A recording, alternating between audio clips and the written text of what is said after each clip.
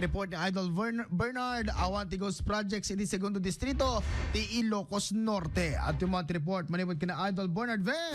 IFM News. IFM News. IFM News. Lokal. Idol Bernard, please come in. Awan ti Ghost Project ti Segundo Distrito ti Ilocos Norte. Dahil ti impakamo ti opisina ti Region 1 ti Department of Public Works and Highways wenno DPWH.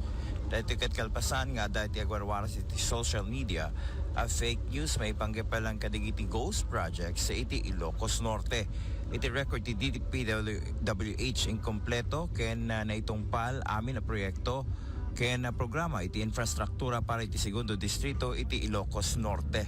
Iti agdama agtutuloy iti investigasyon ti DPWH ngayon dalwan ni Secretary Vince Dizon kadwana ni Mayor Benjamin Magalong iti Baguio City. Damag manipod iti DPWH para iti IFM News, Idol Bernard Ver, Tatak RMN. IFM